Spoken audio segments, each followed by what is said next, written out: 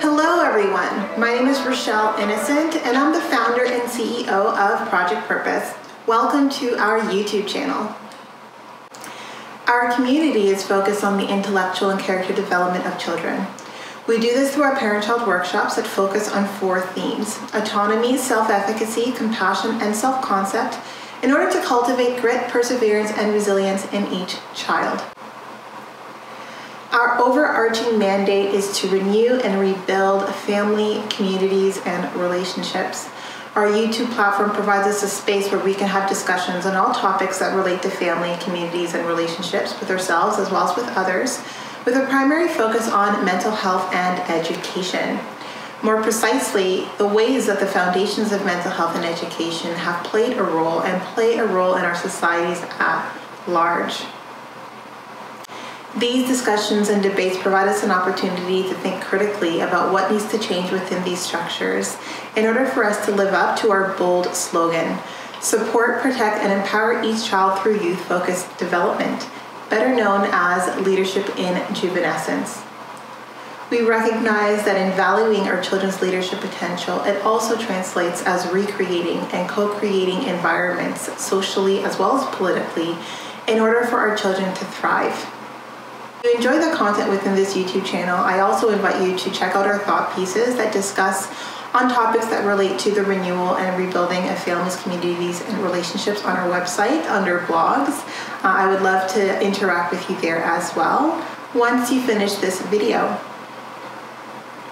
Now, as is the YouTube convention, subscribe, hit that post notification bell so that you're aware of every time we post, and of course, if you like the conversations and you want to keep them going, like, comment, and share this video. Let's get into it. Welcome back everyone to another week, and I'm very happy that you're here with us. And if you're new, definitely happy to see your face. Please do subscribe so that you are always kept in the know when we have different content that comes up.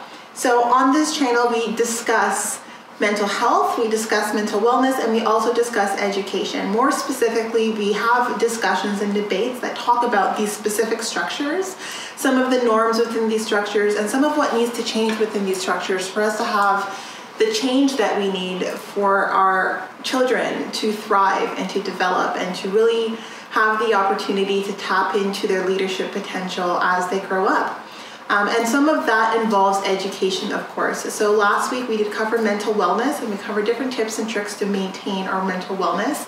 And this week we're back on the topic of education. Now, this video is about debunking some myths that we have still kind of floating around in our education system. And, you know, I have waited a long time to say some of the things that I'm saying today as it relates to education. And some of the ways that education has evolved that we've adapted and normalized that are truly problematic. And I'd love to hear your opinions. These, again, I haven't actually said this in a few videos, but I do want to make sure that, you know, for those of you who are just tuning in, these are my opinions. And while I've researched my opinions, I personally believe that my opinions are well informed. You know, there's a body of research that supports the things that I'm discussing. I'm definitely open to having debates and discussions with you. So if you disagree, I want to hear from you in the comments. I want you to send me an email. If you agree, I want you to engage with me. Leave a like, leave a comment. This is really a space where we can discuss all together and, you know, really take on the opportunity to build something that is a true representation of the collective, of us as a collective, whoever us might be. I mean, you see me, I don't necessarily see you, but if you're here, it's a topic that you find is important as well. Norms that we need to debunk, and I think one of the axes that we really need to question is this whole concept of learning and performance. And learning and performance are different, but in our educational sort of environments, they've become one and the same. So there's a time sensitivity that's applied to learning in order to create a performance-driven environment where, you know, some people win and other people lose. But that's not learning in and of itself, you know? And The one thing that I'm really proud of, or that I'm happy about, is the fact that I had the opportunity to be homeschooled. And because this was during my formative years, I'm very confident in my capacity to learn. I know I can learn any topic that is put in front of me. And I've recognized that not everyone has this confidence. Not everyone feels that they are, agile or have necessarily the toolkit to learn any and every subject. Even if you tell them that, even if you give them the science to sort of support that argument, not everyone believes it. And I believe it because I've needed to, like being homeschooled, I was very autonomous. It was a lot of self-teaching. So you have like the homeschool curriculum, you have the books, and then the books that kind of give you instructions on how to sort of organize yourself to complete the exercises. And you figured out, how you ask for help, but a lot of it, because there was no time sensitivity, there was no pressure, you took your time to truly learn the content. And that's the one thing that I think that our education system has devalued, and that's this concept of time. Depending on your foundation, on what that foundation sort of is built upon, there are certain topics that will take more time than other topics. But that seems to be disregarded largely in different educational institutions. And another thing is, once mastery has been achieved, the time that it took to achieve that mastery is not a demonstration of someone being inept. And I think the fact that we've assumed that if someone takes more time than the time allotted to learn a given topic, then that means that there's something wrong with their capacity to learn, is a concept that we need to completely debunk. We need to do away with that. And having had the opportunity to learn in a homeschooling environment where time was really not something that I was overly concerned about, I know that different topics require different lengths of time for me to master them. And it's such a proficiency at this stage, as I can grab a textbook, flip through the chapters, see how much upfront work needs to be done for mastery to take place, and have a general sense of how much time I need to commit to get this done.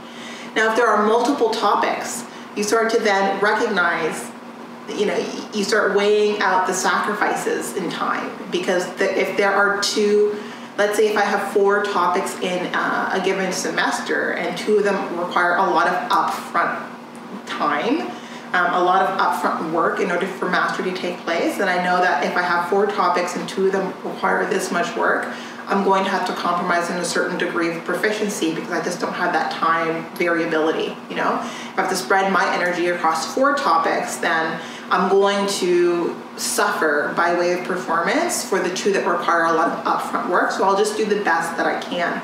And that is a strategy that I've adopted because of this performance-based aspect to learning. But if I didn't have that performance-based aspect to learning, I know that I can master any topic if time was not an issue. And so why is time something that has become, the variable that determines someone's aptitude or inaptitude? Why is that a thing? And I think that's because we have this bell curve. So we have this performance-driven concept, which is the bell curve, which is supposedly a scientific method, which we're going to debunk. It is not scientific whatsoever. But based on this bell curve, if your capacity to learn within a time constraint and then still perform, then you're sort of placed higher up on this bell curve. And because this bell curve is built on performance, on comparative performance, not on actual, proficiency, you don't actually know how much you've retained. You know how much you've retained in relation to those that you're being sort of pitted against. And I think that that's the right word, because it's a very competitive environment when you're learning within this schema. So let's talk a little bit about the bell curve. So a lot of people think the bell curve is scientific. And when we hear scientific, it's almost like this blind trust that means, there must be rigorous testing, like this is something that is founded on, fact. And when I say fact, it's these words disarm us. We remove our skepticism, we remove our hat of,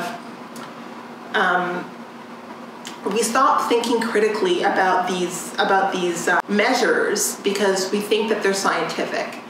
And my second video on education this week is really going to dive deep into our language around science and how that language has evolved way beyond the scope of scientific reality and how that's created a lot of room for scientific fraud. But we're going to stick to the topic of a performance-based educational environment around this bell curve. Now, bell curve, while it is supposedly, scientific, it is not. The bell curve is actually theology. It's Egyptian theology, so it's not even Roman and Greek theology or practice or thought.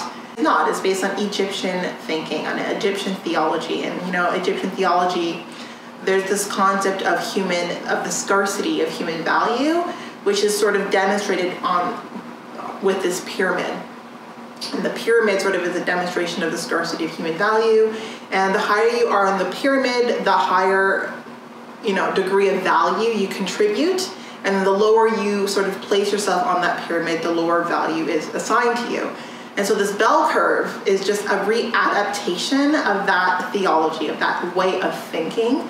And the performance and sort of the time sensitivity that has been added to learning is demonstrative of this concept of determining human value based on these factors.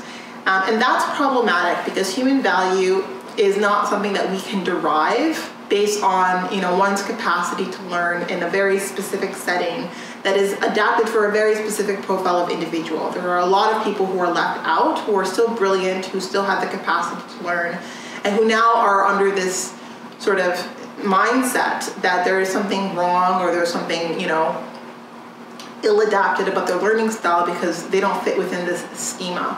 And I think we need to debunk that because, this bell curve, it's something that it parrots itself as scientific thought, but based on the iron law of biology, and that's something that requires its own video. But this iron law of biology is sort of this, it's not necessarily natural selection, but it's about eugenics. It's essentially talking about hierarchizing people's value scientifically. So kind of using science to support and to defend the idea that human value is scarce based on, natural competencies and natural abilities. And all of this is supposed to be, objectively sort of recognized based on scientific inquiry. This is false. And I think that sometimes we need to be very mindful between what is scientific and what is science fiction, between what is a scientific reality and what is a scientific fraud. And the bell curve and all of what I've just kind of spoken to that builds into this bell curve, a lot of this is science fiction, right? This isn't science-based evidence. This isn't scientifically proven. This is just something that pairs itself as scientific so that we all are comfortable with using it. But it's religious. This is a religious concept. The idea that, this iron law of biology is a religious, it's an ideology that is not rooted in science. And we know that it's not rooted in science, yet somehow it still sort of permeates itself throughout our society, and we're constantly, coming up against this idea. And everything that we do, we're always having to support the fact that our value is not based on, these external factors that really have absolutely nothing to do with the contribution that we stand to provide to the society within which we are part of. It's interesting because we stop to think critically about the structures that govern the way that we educate our children, the way that we educate ourselves, and we just sort of assume that its projection of us is accurate. And I think that that's something that we need to start to move away from. I think we need to start thinking very critically about the institutions of education, about its objectives, about what it has done historically in the past and how effective it's been. And we need to think about different ways that we can create more evolution. Its effectiveness is not supported. Our rates of illiteracy are higher than they've ever been. The rates of children's suicide are higher than it's ever been. And and we need to think about the fact that education has failed to evolve with, you know, the evolution of society, with the evolution of industry, with the evolution of technology. It's sort of lagging behind. And if it's lagging behind, we need to recognize that, you know, nothing exists in a silo. Everything in our society is interconnected. And I'm not the first person to call question to our educational system. You know, there have been many people who've called for educational reform, and it really hasn't led anywhere. And that's mostly because there are political interests, there are technocrats and bureaucrats, and, you know, there are a lot of, you know, the great elite that stand to gain from the job market that the education system sort of, you know, filters into, that have an invested interest in things not changing. And I think that we've reached a stage where if education isn't flexible and doesn't adapt to the needs of, you know, our industry and of our economy, then we need to opt out of it. When we think about education, there are more than one way. There's more than one way to learn something. And if there's more than one way to learn something, there's definitely more than one way to teach something. And the one thing that I very much value about having been homeschooled is my confidence that I can learn anything, and I just need to be creative about the way that, you know, I activate my system to take in this information. And when I'm in an environment or in a setting where I'm looking to learn, I'm not focused on performance. And I've always resented having to feel like I'm being pitted against someone else who has a different fundamental foundation to their learning than I do. And we're expected to learn something within the same, you know, allotted time.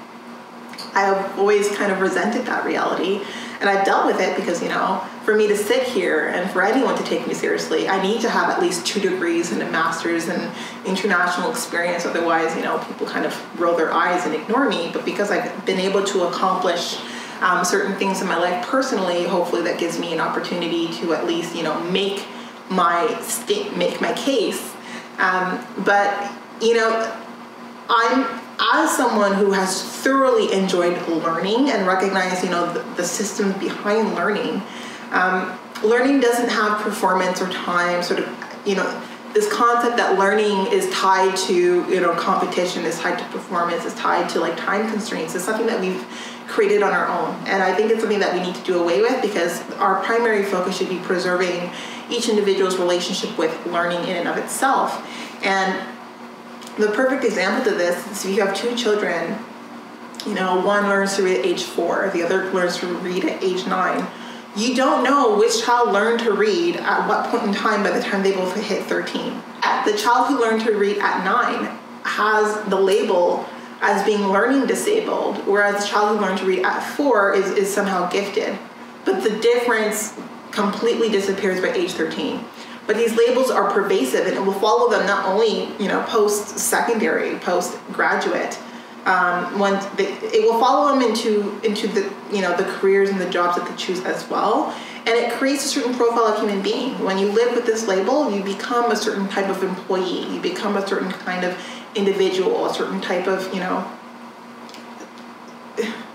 you take on a specific identity. And it's much easier to manage someone who has grown up identifying with a label that we all know, objectively speaking, has no merit, right?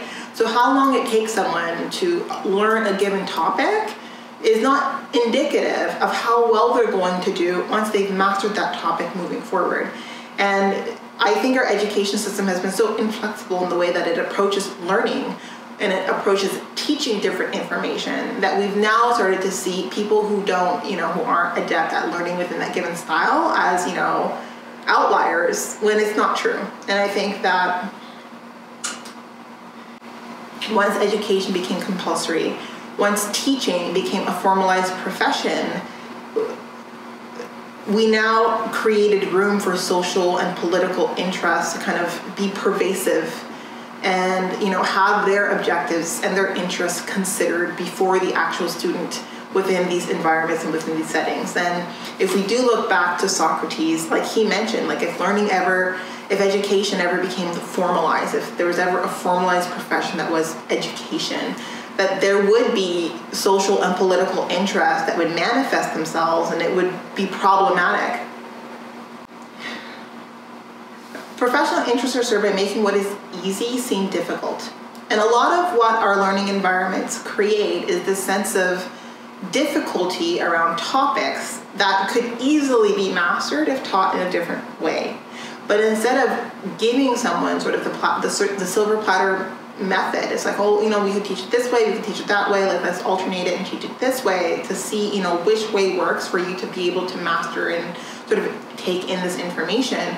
Is, oh, you can't take this information in this way when there's something wrong with you. And that is problematic, and that's something that I really do hope that we can be in agreement to, even if we're not in agreement to the other things that I've kind of spoken to in this video. I want us to be in agreement with the idea that, mislabeling people and categorizing people because they don't fit the time sensitivity and the performance aspect to our educational environments is problematic, because learning doesn't have time constraints and performance metrics attributed to it. That's something that our society has created based on this Egyptian premise of, the scarcity of human value, which is, something that is visualized, something that is sort of an ideology that has been captured with this, this triangle, which has been readapted by the scientific method into this bell curve, which if you kind of pit it against a triangle, kind of follows the same shape.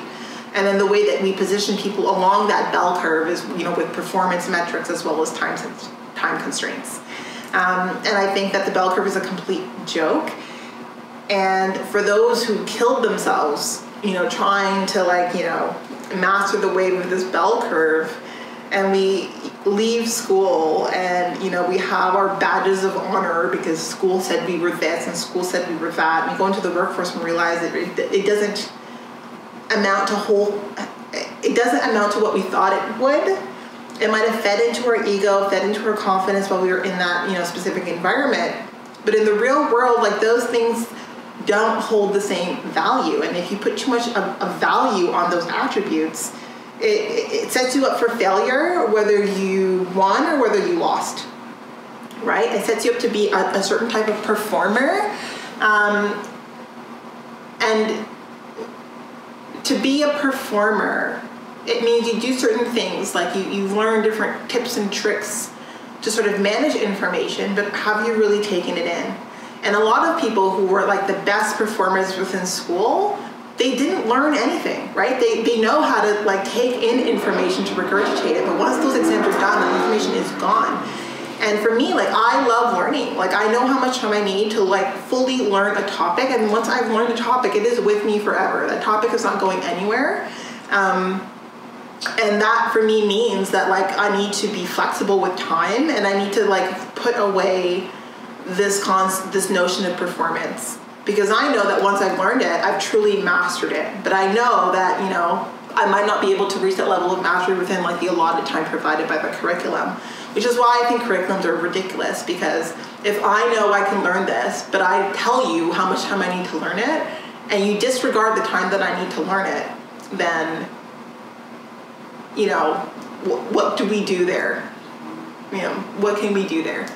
Am I going to become insecure about my capacity to learn because I can't learn within the time that you've provided me, despite the fact that on top of the learning curriculum, there are social, obligations that I have. There are, familial obligations that I have. I'm still this human being who needs to preserve her sense of self through this rigorous, thing that we call life. And because I'm taking all of those things in consideration, because I've learned to do that because I was homeschooled, and I'm I can learn this, but this is the amount of time that I need to do that. And you say, well, I don't care the amount of time you need. If you learn it within this time, then I'm going to reduce your value on this bell curve triangle. Then I'm going to just do away with the triangle. I think that when I say bell curve triangle, is essentially what it is. Then I'm going to do away with that because I know that I'm interested in mastering this information.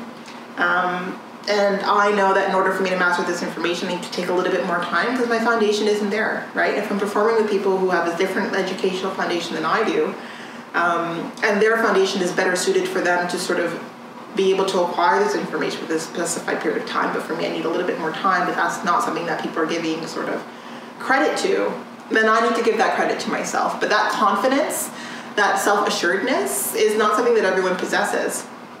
And I think that We need to protect those who don't have that self-assuredness, because I only think I have it because I was homeschooled for a period of time during my formative years. What am I saying altogether? I'm saying there is no right way to be educated. And this idea that there is a right way, or there's a best way to be educated. But a lot of people who come from the most elite schools leave those schools with like that paper that tells the world that they've made it. But they, partied and cheated and did everything but learn in those environments, and were still rewarded because, they were able to perform within a specified allotted period of time without any real measure to capture the amount of learning they retained. That's problematic, because those people go into the world with this massive ego, having learned absolutely nothing other than the fact that they've been able to master the system.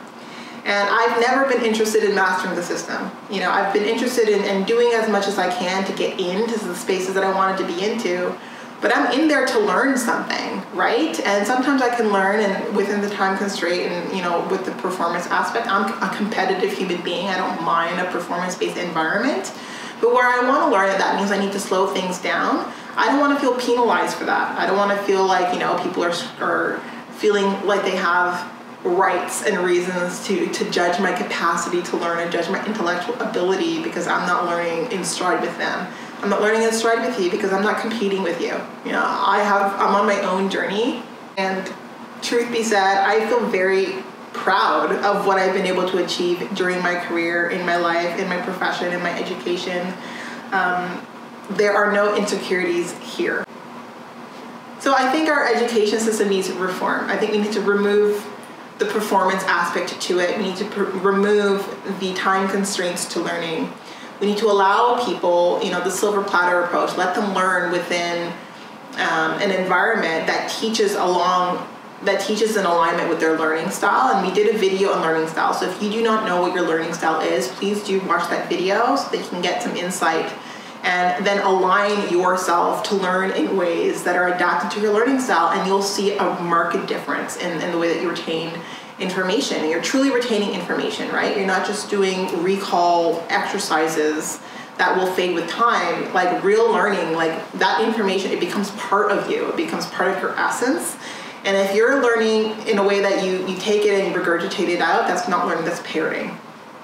And I think that it is a true tragedy to go through potentially 16 years of education, and the best that you can do is parrot really well, right? You don't actually have anything that's informed your belief system or your sense of being, or the way you see the world around you. That sort of remains static. You just learn how to puppet the system, which makes you a puppet of the system in its own way, to be honest.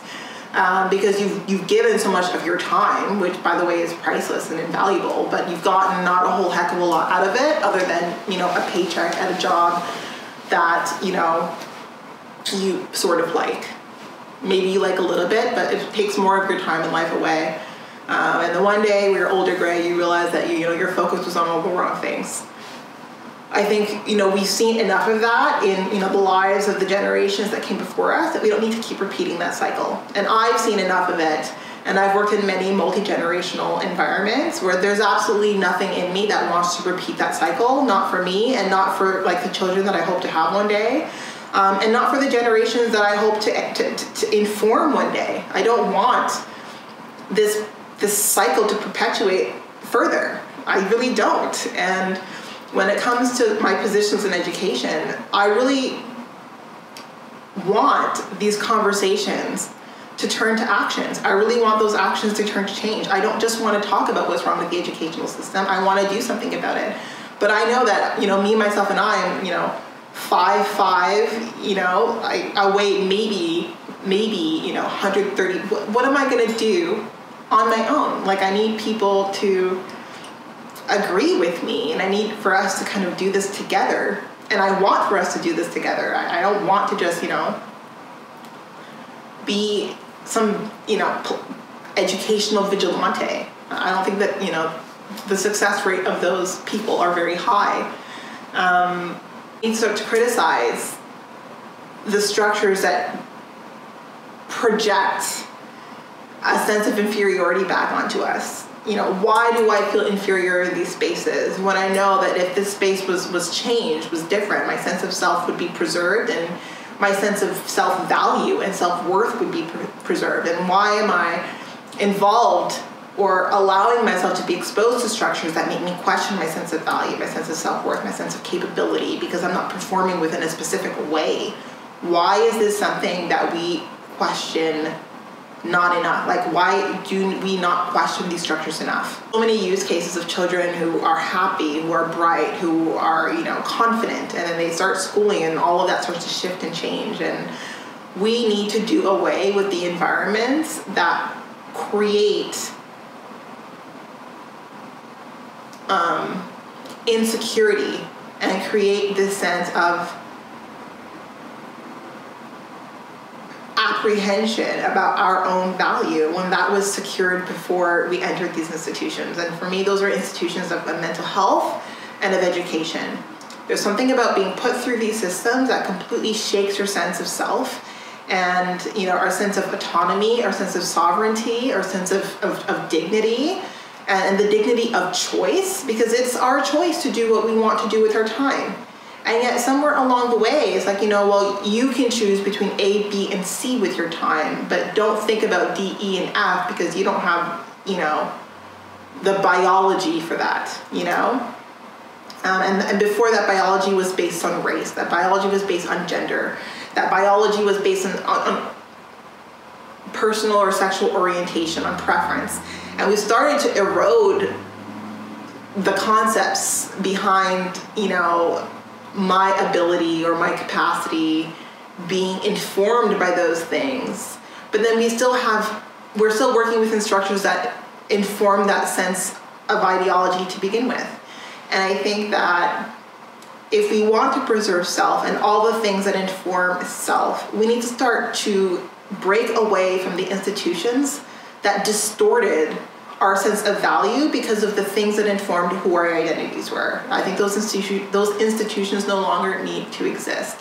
And if our educational system is built on theology, is built on a religious belief and not on an actual scientific method, then all the more reason to do away with it, because the scarcity of human value based on a triangle, on a bell curve, that is ridiculous.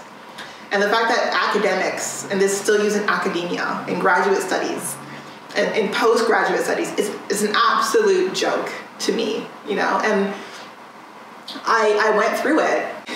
I'm someone who's a high performer. I have the capacity to have, A's. I've never been motivated to get straight A's because there are other things that took priority for me. And I'm okay with other things taking priority for me, and that priority sort of meaning that I had to compromise on my performance, so long as I knew I was learning the information. And sometimes, like when I thought that the performance metrics were just unattainable for all the other things that I wanted to do with my time, I would tell myself, well, I'll perform to this degree, and then on my own time, I will learn it.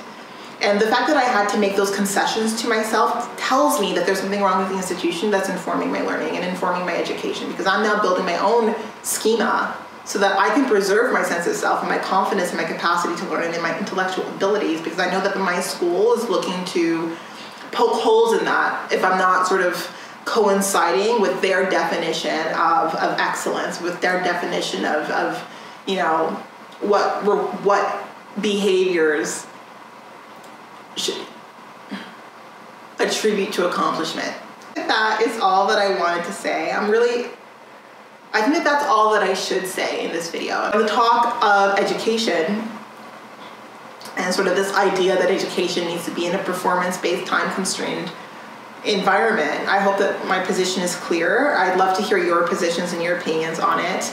I think we do need to create learning environments that are way more flexible, and this concept of bell curving everybody and learning not being based on one's own merit and respecting one's own timelines based on the fact that we all have different fundamental leaders to what we know when we go into a given setting. Is going to create a difference as it relates to time to mastery. Like if I'm not someone who has a traditional background for the setting that I'm in, my time to master is going to be very different. And if I don't know that inherently, then I'm going to feel insecure about my capacity to perform in an environment where my foundation doesn't necessarily support me being able to perform within that given time constraint. But not everyone knows that. A lot of people, they definitely are made to feel like a fish out of water when the differences in your foundation, the different types of learning that you bring to a specific learning environment enriches that environment. But we can't just say that it enriches that environment. The structures, the metrics that we use to inform our sense of how you're performing within that environment needs to also display that. And we need to do away with the institutions that create insecurity in self by way of learning. And we need to do away with institutions that reward performance over actual learning, that create this need to parrot rather than learn, the need to like take in to regurgitate rather than actually like have that knowledge inform our sense of self and our orientation to the world around us, inform our understanding of economics, or inform our understanding of society, of culture. Instead of, you know, it being something that I learn well enough to do well enough on a test and then I completely do away with it. I think that that is a waste of time and energy.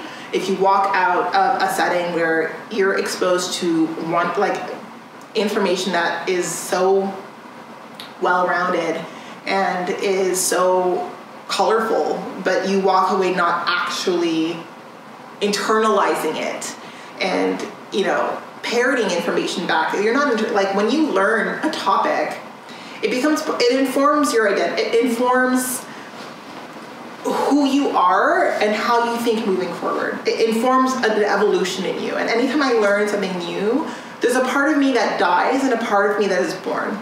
And that might be too poetic for this channel, but it's true, and it's why I love learning so much. I feel the change in me when I learn information. And when I learn information, you know, when I dwell on the information, and I think about how it's going to change the way I look at, you know, information that it attributes to, or that it relates to, or informs the way that I interact as an informed citizen in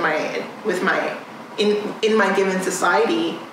I take all of that very seriously. I take learning very seriously.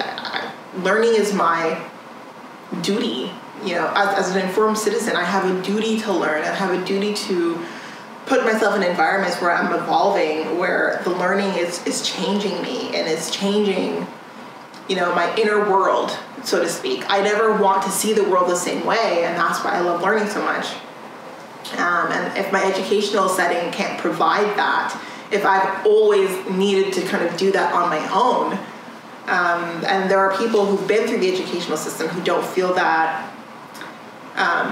that inner growth from reading a beautiful book or from engaging in like healthy debate and discussion. If your educational environment doesn't give you that sense of like awakening because you've learned something new and it's shifted the way you see the world around you, then your educational system has failed you. So that's kind of a rough note to end on. I don't want to end on that note, so I'm going to end on this note. If you haven't felt that based on the education that you've sort of been exposed to up until this stage, where have you felt that? What types of learning sort of engage you in a way where you feel yourself growing, like you feel, you know, yourself awakening because of this new information? What types of educational environments do you think might foster that? I'd love to hear your points of view. I'd love to hear what your thoughts are as it relates to, you know, the bell curve and like the Egyptian theology that supports it. I'm going to provide some resources down below if you want to do some additional reading, as I always do. And I think the best way to close off this discussion is to say there is no best way to learn. There are many ways to learn, and all of us inform what those ways are. And there are 1,000,001 ways to teach. And I think that if formalizing education has reduced education to a mere improvisation, like a game of charades, then deformalizing education might be the best way forward. And I hope that with the knowledge that I'm sharing, and I'd love to hear your thoughts on this knowledge, you feel inclined to be the same. And if education isn't built to change, if it's built to kind of stay steady because it's, you know, serving the interests of technocrats and different political and social interests outside of the sphere of education, because we do know that, you know, education is a job market first, then we need to maybe abandon education in and of itself. Like, let's just do away with the institution altogether and build something from scratch. Anyway, I'd love to hear your thoughts. I'd love to hear your points of view, and until next time.